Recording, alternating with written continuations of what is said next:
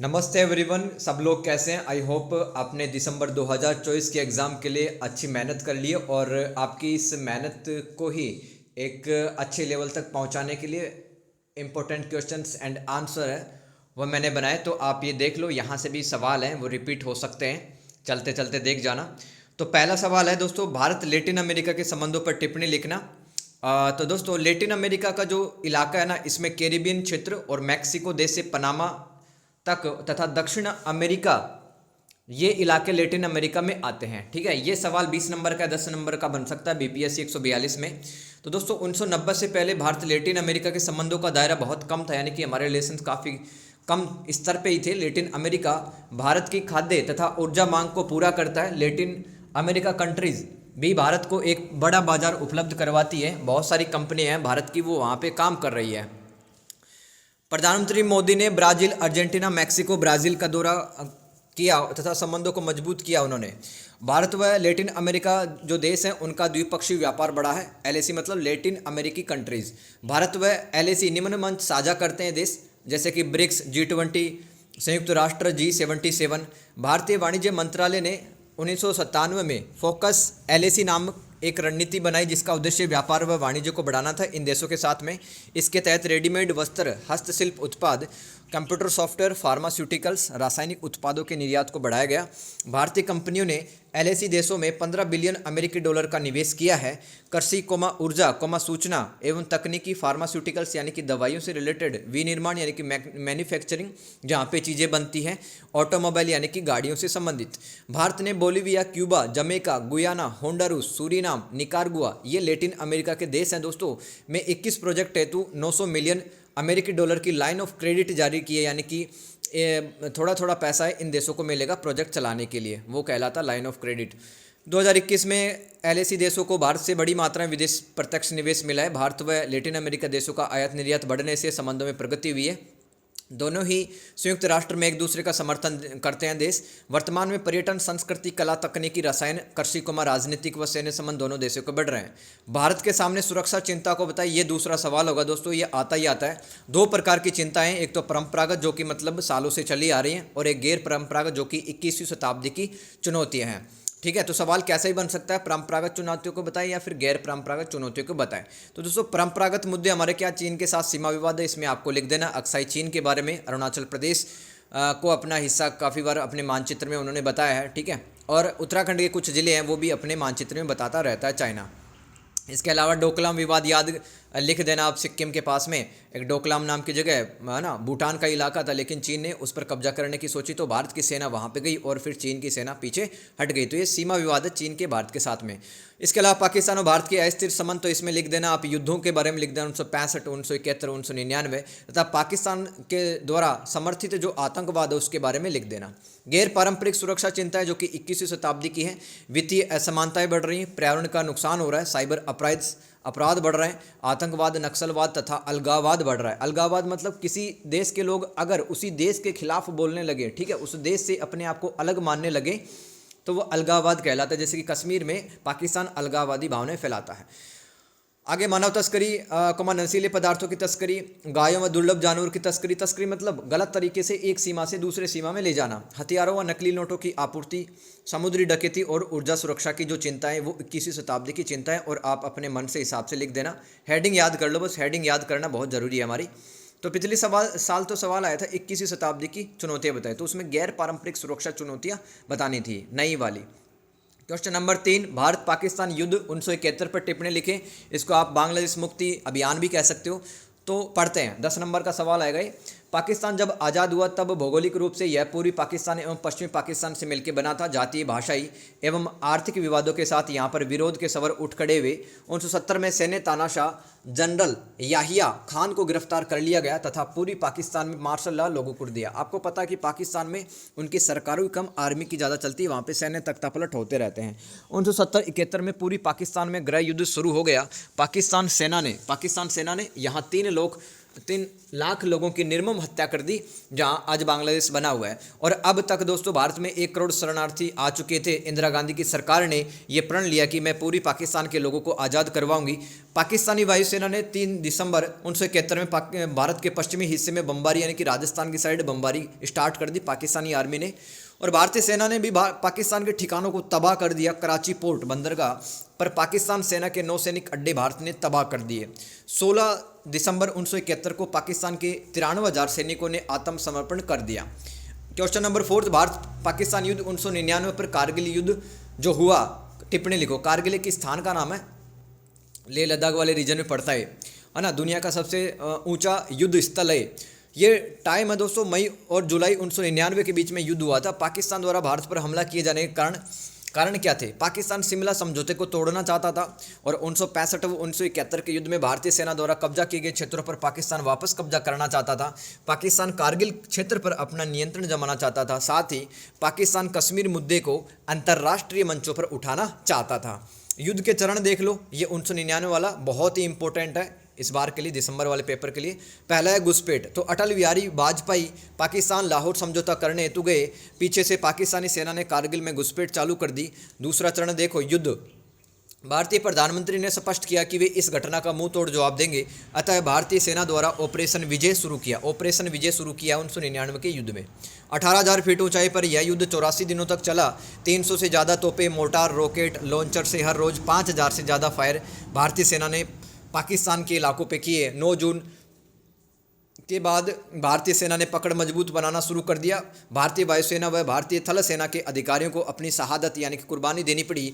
नवाज शरीफ ने चीन व अमेरिका से मदद मांगी, लेकिन उन्होंने मना कर दिया। पाकिस्तान सेना श्रीनगर लेह हाईवे को तबाह करना चाहती थी ताकि भारतीय सैनिकों का संपर्क टूट जाए एवं वे कारगिल पर अपना नियंत्रण स्थापित कर सकें, लेकिन भारतीय वायुसेना ने उनके नापाक इरादे असफल कर दिए। तीसरा चरण पढ़ते हैं, विजय, यानी भारत की जीत होती है इसमें। 7 और 8 जुलाई 1999 को सबसे मुश्किल जगह टाइगर हिल पर भी भारतीय सैनिकों ने कब्जा कर लिया और 26 जुलाई 1999 को युद्ध रुक गया। निम्नलिखित पर टिप्पणी लिखो। पहला UNFCCC 10 नंबर का आएगा। फुल फॉर्म याद कर लो, जलवायु परिवर्तन पर संयुक्त राष्ट्र फ्रेमवर्क कन्वेंशन। यह एक वैश्विक समझौता है UNFCCC, जिस पर 197 देशों ने 1992 में साइन किए थे। UNFCCC का उद्देश्य क्या है? वायुमंडल में ग्रीन हाउस गैसों की मात्रा को कम करना और जलवायु परिवर्तन पर खतरनाक मानव हस्तक्षेप को रोकना। UNFCCC 2015 के पेरिस समझौते की मूल संधि, यानी कि 2015 का जो पेरिस, फ्रांस की राजधानी पेरिस में समझौता हुआ था ना, तो वो उसकी जो जड़ें हैं वो हमें UNFCCC में मिलती है। UNFCCC के तहत जलवायु परिवर्तन से निपटने हेतु वार्षिक सम्मेलन आयोजित करवाए जाते हैं। इन्हें कॉन्फ्रेंस ऑफ पार्टीज कहा जाता है, COP, यानी कि पार्टियों की बैठक। UNFCCC का सचिवालय यानी कि सेक्रेटेरिएट UNFCCC का वैश्विक प्रतिक्रियाओं व उनके पर्यावरण संरक्षण हेतु किए जा रहे प्रयासों का मूल्यांकन करता है। आगे दूसरा हेडिंग याद करो, सवाल है दूसरा, पेरिस समझौता क्या है? यह जलवायु परिवर्तन पर बना एक समझौता है। इसे 12 दिसंबर 2015 में COP21 में 196 देशों ने अपनाया था। लक्ष्य क्या क्या है? वैश्विक औसत तापमान में वृद्धि को 2 डिग्री सेल्सियस तक नीचे रखना। ठीक है, मतलब टेम्परेचर ना बढ़े धरती का ना, वृद्धि को 2 डिग्री सेल्सियस से नीचे ही रखना और तापमान वृद्धि को 1.5 डिग्री सेल्सियस तक सीमित रखना। जलवायु परिवर्तन के प्रतिकूल प्रभावों को बढ़ावा देना, प्रतिकूल बढ़ावों को कम करना, ये बढ़ावा की जगह कम करना ऐसे लिख देना, और ग्रीन हाउस उत्सर्जन को कम करने की क्षमता का विकास करना ताकि खाद्य उत्पादन को खतरा ना हो, दुनिया में फूड सिक्योरिटी बनी रहे। ग्रीन हाउस गैसों के उत्सर्जन को कम करने और जलवायु को ठीक करने की दिशा में वित्त प्रवाह सुनिश्चित करना, यानी कि जो देश हैं जलवायु परिवर्तन के कारण जिनका सबसे ज़्यादा नुकसान हो रहा है, तो पेरिस समझौते में कहा गया कि जो विकसित देश हैं वो विकासशील गरीब देशों को पैसा दें, वित्त का प्रवाह सुनिश्चित करें। एक है इंपॉर्टेंट क्वेश्चन, उत्तर दक्षिण विभाजन। तो इस शब्द का इस्तेमाल दुनिया के देशों में सामाजिक, आर्थिक और राजनीतिक स्तर पर होने वाले अंतर को बताने के लिए किया जाता है, उत्तर दक्षिण विभाजन। ठीक है, तो दोस्तों यहाँ पे एक पृथ्वी मैंने आपको बता दी है, बीच में विषुवत रेखा है ना, पृथ्वी को 2 भागों में बांटने वाली, और ऊपर है उत्तर है, नीचे है दक्षिण। अब देखो उत्तर जो क्षेत्र है ना, उत्तर गोलार्ध है, वहाँ पर विकसित देश है, और दक्षिणी हिस्सा है पृथ्वी का, वहाँ पर विकासशील व अल्प विकसित देश माने जाते हैं। ये डायग्राम बना देना। उत्तर दक्षिणी विभाजन के कुछ मुद्दे हैं दोस्तों। दक्षिणी राज्यों का राजनीतिक हाशिए पे चले जाना, जैसे कि दक्षिण क्षेत्र में जो गरीब देश हैं दोस्तों, वहाँ पर काफ़ी सारी समस्याएं उत्पन्न हो गई, लोग गरीब हो गए, बेरोजगार, कुपोषण से ग्रसित है और जीवन स्तर में भी यहाँ पर अंतर देखने के लिए मिलता है और यहाँ पर दोस्तों काफ़ी ज़्यादा टैक्स वगैरह लगाया जाता है। ये कुछ मुद्दे हैं यहाँ के दक्षिणी उत्तर के विभाजन के। भारत और G20 पर टिप्पणी लिखना। G20 20 देशों का एक समूह, यह सभी प्रमुख अंतर्राष्ट्रीय आर्थिक मुद्दों पर वैश्विक संरचना और अधिशासन निर्धारित करने तथा उसे मजबूत करने में महत्वपूर्ण भूमिका निभाता है। भारत व G20 आ सकता है, याद कर लो। भारत ने 1 दिसंबर 2022 से लेकर 30 नवंबर 2023 तक G20 की अध्यक्षता की थी। चलें आगे। भारत शुरू से G20 के सभी सम्मेलनों में प्रमुखता से शामिल रहा है। भारत ने इस मंच पर तेल की कीमतों में स्थिरता, आतंकी फंडिंग को रोकने, पर्यटन, कला, शिक्षा, पर्यटन की बातें कही है। वैश्विक अर्थव्यवस्था को टिकाऊ विकास को जलवायु परिवर्तन और भगोड़े आर्थिक अपराधियों पर कार्रवाई करने में भारत सक्षम रहा है। भारत ने G20 देशों के सदस्य अमेरिका, जर्मनी, ब्राजील, चीन के साथ अपने वित्तीय व आर्थिक संबंध मजबूत किए हैं। तो G20 में काफ़ी पावरफुल कंट्रीज़ है like Brazil, China, America, Germany, इनके साथ में रिलेशंस अच्छे किए हैं भारत ने। ये G20 से भारत को फ़ायदा मिल रहा है। 2030 तक भारत में यानी कि कहाँ तक पहुँच पाएंगे ये आपको लिखना है। 2030 तक भारत, इस पर टिप्पणी लिखना। तो 2030 तक भारत दुनिया की तीसरी सबसे बड़ी अर्थव्यवस्था बन सकती है। 2030 तक भारत सतत विकास के जो 17 लक्ष्य हैं इनमें काफ़ी प्रगति कर सकता है, जैसे कि शिक्षा को बढ़ाना, ठीक है, महिला अधिकारों को बढ़ाना, श्रमिकों के अधिकारों को आगे लेके चलना, स्वच्छता, ठीक है, गरीबी उन्मूलन, ये सब 17 लक्ष्य हैं। 2030 तक भारत की अर्थव्यवस्था 7.3 ट्रिलियन डॉलर हो जाएगी। क्या बात। तो दोस्तों हम सभी को मिलकर के भारत को आगे बढ़ाने के लिए प्रयास करना है। 2030 तक भारत मलेरिया मुक्त होगा। 2030 तक भारत सैन्य व राजनीतिक महाशक्ति बन जाएगा। तो अपने हिसाब से पॉइंट लिख के आ जाना। क्वेश्चन नंबर 8 दोस्तों 20 नंबर का सवाल आता है ये लगभग हर साल। 1947 से विभिन्न चरणों में कार्य कर रही भारत की विदेश नीति का अवलोकन करें। इसमें मैंने कुछ हेडिंग लिख दिए, उन हेडिंग में आपको लिख के आ जाना। सिर्फ हेडिंग याद रखो, आप लिख के तो आ जाओगे कि विदेश नीति का जो शुरुआत है वो कहाँ से होती है। देखो मैंने आपको बताया था कि एक विदेश नीति विभाग बना था, राम मनोहर लोहिया उसके अध्यक्ष थे और जवाहरलाल नेहरू ने उस प्रक्रिया को फिर आगे बढ़ाया। उत्पत्ति में ये सब लिख देना। नेहरू जी के काल के लिख देना, गुटनिरपेक्ष नीति, पंचशील समझौता, ठीक है, ये सब आप लिख देना। तटस्थता, शीत युद्ध के दौरान भारत की विदेश नीति, इसमें भी लिखना, ठीक है। इसमें इंदिरा गांधी, राजीव गांधी और जो भारत के अन्य प्रधानमंत्री थे, ठीक है, लाल बहादुर शास्त्री, इनके टाइम पर कैसी भारत की विदेश नीति चली थी। एनडीए के दौरान भारत की विदेश नीति यानी कि राष्ट्रीय लोकतांत्रिक गठबंधन, ठीक है, जिसकी सबसे बड़ी जो पार्टी है वो बीजेपी पार्टी है। तो बीजेपी पार्टी जब आती है केंद्र के अंदर तो भारत की विदेश नीति किस तरह से रहती है वो इसमें लिखना है। फिर यूपीए, यूनाइटेड प्रोग्रेसिव अलायंस, संयुक्त प्रगतिशील गठबंधन के दौरान भारत की विदेश नीति यानी कि कांग्रेस की जब सरकार है वो सेंट्रल गवर्नमेंट में आती है, कांग्रेस के ही प्रधानमंत्री बनते हैं, तब भारत की विदेश नीति कैसे होती है ये आपको लिखना है। फिर नरेंद्र मोदी के बाद में मतलब 2014 के बाद में भारत की विदेश नीति कैसे चल रही है और क्या विकास हुआ है ये आपको लिखना है। 20 नंबर का सवाल आएगा। भारतीय विदेश नीति के निर्धारकों पर चर्चा करें। नेक्स्ट 20 नंबर का सवाल, इसमें भौगोलिक कारक लिख देना कि भारत के पास में हिंद महासागर है, ठीक है, हिंद महासागर से चारों तरफ घिरा हुआ है और ऊपर हिमालय है। नॉर्थ ईस्ट इंडिया में काफ़ी सारे जंगल और हमारे यहाँ पर तरह तरह की स्थलाकृति है, ठीक है, इस तरह से लिखना है। आर्थिक कारक, आर्थिक कारक यानी कि हम 1991 में हमने आर्थिक सुधार लागू किए थे, उदारीकरण, निजीकरण, वैश्वीकरण के कारण, उसके कारण फलस्वरूप वृद्धि हुई आर्थिक विकास में। ऐतिहासिक और सांस्कृतिक कारक भी लिख देना कि भारत है उसकी फिलोसफी, उसका दर्शन है वसुधैव कुटुंबकम, दुनिया में शांति लाना चाहता है, ठीक है, और अपने मतलब हमारी जो विदेश नीति है ना उसमें स्वामी दयानंद सरस्वती, महात्मा गांधी के जो मूल्य हैं वो भी समाहित किए गए हैं। फिर घरेलू परिवेश, तो देखो भारत में अगर शांति रहती है ना, और भारत के आसपास के इलाकों में जैसे कि बांग्लादेश में, श्रीलंका में, यहाँ पे शांति रहती है तो भारत की विदेश नीति उसी हिसाब से बनाई जाती है। अंतर्राष्ट्रीय परिदृश्य, दुनिया में क्या माहौल चल रहा है, जैसे कि रूस और यूक्रेन के बीच में युद्ध चल रहा है और फिलिस्तीन और इजराइल के बीच में भी संघर्ष चल रहा है। तो दोस्तों जिस तरह की दुनिया की स्थिति होगी, माहौल होगा, वैसे ही अपन विदेश नीति बनाएंगे। तो ये निर्धारक है, फैक्टर है। नेतृत्व है, अगर किसी देश का प्रधानमंत्री अच्छा काम कर रहा है तो दोस्तों उसकी अंतर्राष्ट्रीय स्तर पर इमेज बढ़ेगी, ठीक है, विदेश नीति उसी हिसाब से बनेगी। मजबूत विदेश नीति कब बनेगी, जब मजबूत नेता होगा, मजबूत प्रधानमंत्री होगा। एक वैचारिक पूर्वाग्रह भी लिख देना, यानी कि कोई भी देश है ना, कोई भी देश है उसकी समाजवादी सोच हो सकती है, उसकी पूंजीवादी सोच हो सकती है, लेकिन भारत की तो समाजवादी और पूंजीवादी है, वो मिश्रित प्रकार की सोच है, ठीक है। तो इन सोच के आधार पर, आइडियोलॉजी के आधार पर ही कोई देश है अपनी विदेश नीति बनाता है। आगे देखो क्वेश्चन नंबर 10, भारतीय विदेश नीति के सिद्धांत। तो ये सब हेडिंग रट लो, गुटनिरपेक्षता की नीति, पंचशील सिद्धांत जो कि 1954 में अपनाए थे प्रधानमंत्री जवाहरलाल नेहरू ने, जिसमें अखंडता, सुरक्षा, सम्मान ये सब शामिल था। 5 सिद्धांत थे। गुटनिरपेक्षता मतलब ना तो पूंजीवादी देशों के समूह में जाना, न ही समाजवाद की तरफ जाना, और अंतर्राष्ट्रीय विवादों के निपटारे के लिए बल प्रयोग का विरोध करना। तो भारत हमेशा से चाहता रहा कि शांति से काम हो जाए, शांति से जो सारे विवाद डिस्प्यूट है वो खत्म हो जाए। चौथा हेडिंग लिखना, संयुक्त राष्ट्र चार्टर में निहित आदर्शों में विश्वास रखना। भाई संयुक्त राष्ट्र चार्टर क्या है? एक नियमों का संग्रह है, ठीक है। उसमें लिखा है अच्छी अच्छी बातें, मानव अधिकारों को बचाना, महिलाओं को सशक्त करना, स्वच्छता, साफ और बेरोजगारी, ठीक है, इनको दूर करना। तो उनमें विश्वास रखता है भारत। आगे समतावादी अंतर्राष्ट्रीय व्यवस्था, मतलब दुनिया में इस तरह की अंतर्राष्ट्रीय व्यवस्था हो कि सभी देशों के पास में शक्तियाँ, अधिकार हों, ठीक है, और पारदर्शी व्यापार वगैरह चलता रहे, अच्छी व्यवस्था हो दुनिया के अंदर।